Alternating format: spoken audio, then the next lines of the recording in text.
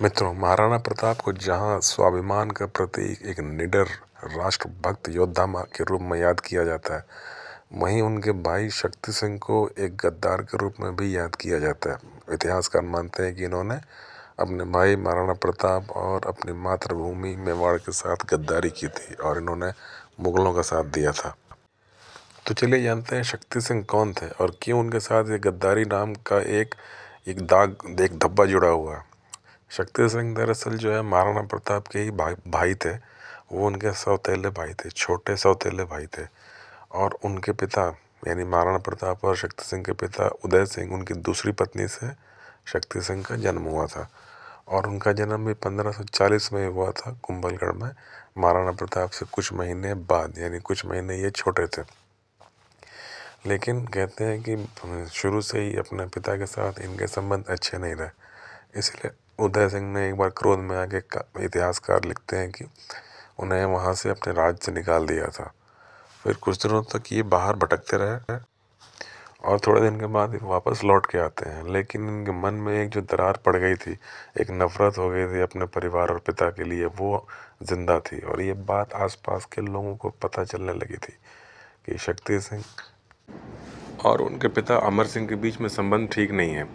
इसीलिए जो है 1565 में, यानी कि जब 25-26 साल की उम्र थी अमर सिंह और महाराणा प्रताप दोनों की, उस समय अकबर ने प्लान किया था चित्तौड़गढ़ पे कब्जा करने का। और जब वो अपने सेना लेकर दिल्ली से आगे बढ़ा चित्तौड़ की तरफ, तो उसने शक्ति सिंह को बुलावा भेजा मिलने के लिए। शक्ति सिंह जाके मुग़ल बादशाह अकबर से उनके कैंप में मिलते हैं। वो जगह थी धौलपुर और वो तारीख थी 31 अगस्त 1567, यानी 31 अगस्त 1567। उस समय शक्ति सिंह नहीं जानते थे कि मुग़ल बादशाह अकबर उन्हें क्यों बुला रहे हैं। वहाँ मिलने के बाद मुग़ल बादशाह अकबर ने उन्हें समझाया कि जो तुम्हारा अपमान हुआ या जो तुम्हारा हक था मेवाड़ के अंदर, वो तुम्हें नहीं मिला। और मुग़ल फ़ौजें जो है, मुग़ल ताकत तुम्हें तुम्हारा हक और तुम्हारा जो सम्मान इज्जत है वो तुम्हें दिलाएगी। मुग़ल फ़ौजें चित्तौड़ और मेवाड़ पर कब्ज़ा करेंगी और उसके बाद जो है तुम्हें वहाँ का राजा बनाया जाएगा। वहाँ के लोग विरोध नहीं करेंगे क्योंकि तुम उन्हीं के वंश से आते हो। ये सुनने के बाद फिर शक्ति सिंह वहाँ से उठ के इतिहासकार लिखते हैं कि वो चले जाते हैं। रात के अंधेरे में उन्होंने कैंप, यानी जो भी शिविर लगे थे मुग़ल फ़ौजों के अकबर का, वो छोड़ के वो निकल जाते हैं अकबर की आज्ञा के बिना। वापस आके उन्होंने राणा उदय सिंह को ये बात बताई और उसके बाद जो है तैयारी शुरू हो गई। यही एक कारण था कि चित्तौड़ की लड़ाई इतनी लंबी चल गई, क्योंकि जो है शक्ति सिंह ने समय रहते आके अपने पिता को ये बात बता दी और जो है फ़ौजों की तैयारी शुरू हो गई, किलेबंदी तगड़ी कर दी गई, जिस कारण लगभग 4-6 महीने चलता रहा ये लड़ाई, 6-8 महीने तक। नहीं तो और जल्दी जीत जाते जो मुग़ल फ़ौजें थी। उसके बाद फिर 1567-68 में जब चित्तौड़ मतलब लोग हार गए, तो उदय सिंह और महाराणा प्रताप और शक्ति सिंह, इनकी फैमिली जाके कुंभलगढ़ में इन्होंने शरण लिया। उसके बाद फिर आगे बढ़ने के क्रम में अकबर 1576 में हल्दी घाटी की लड़ाई में आमना सामना हुआ। लेकिन उसके पहले 1568 से 1576 के बीच में 8 साल और थे।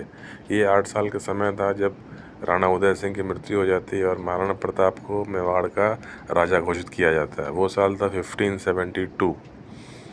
उस समय भी जो है कहते हैं कि शक्ति सिंह राजा बनना चाहते थे, लेकिन जो मेवाड़ के सैन्य अधिकारी थे, जो सैनिक कमांडर थे या और जो लोग थे, प्रभावशाली लोग थे, वो महाराणा प्रताप को राजा देखना चाहते थे और अंत में वही हुआ।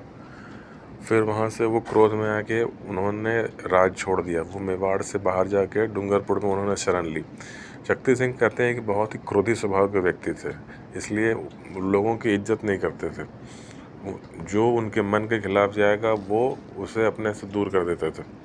यही कारण था कि वो लोकप्रिय कभी नहीं हो पाए अपने लोगों में।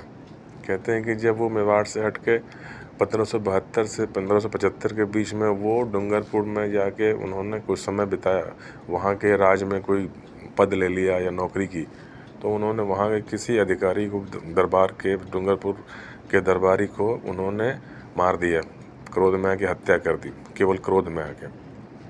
फिर उसके बाद जब 1576 में हल्दी घाटी की लड़ाई शुरू हुई तो फिर से मुग़ल फ़ौजों ने एक बार शक्ति सिंह से संपर्क साधा, क्योंकि उन्हें सब खबरें मिलती रहती थी मेवाड़ की कि शक्ति सिंह अभी भी बागी पूरी तरह से नहीं हुआ, लेकिन वो खुश नहीं है अपने भाई महाराणा प्रताप से, वो अपने बाप से भी खुश नहीं था।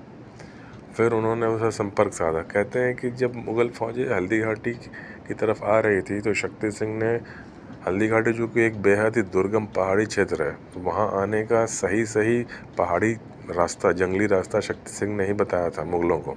ये कुछ इतिहासकारों ने वर्णन किया है। फिर उसके बाद 18 जून 1576 को युद्ध होता है हल्दी घाटी का।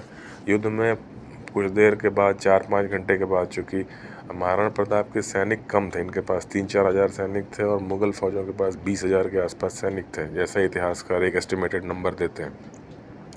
4-6 घंटे के बाद जब महाराणा प्रताप की फ़ौजें पीछे हटने लगी, और हम सब वो कहानी जानते हैं, जब चेतक का एक पैर कट गया और महाराणा प्रताप जो है वहाँ से पीछे हट गए हल्दी घाटी से, और बनास नदी के पास आके चेतक की मृत्यु हो जाती है। तब शक्ति सिंह को अपने गलती का एहसास हुआ और उन्होंने जो है महाराणा प्रताप के लिए अपना घोड़ा दे दिया, और उसी घोड़े पर बैठ के महाराणा प्रताप आगे निकल गए। और जो महाराणा प्रताप को पीछा कर रहे थे 2 मुग़ल जो फौजदार थे, जो महाराणा प्रताप को या तो बंदी बनाना चाहते थे या उनकी हत्या कर देना चाहते थे, खुर्सान खान और मुल्तान खान, इन दोनों को शक्ति सिंह ने मार दिया, क्योंकि यही दोनों फौजदार थे जो कि महाराणा प्रताप का पीछा कर रहे थे।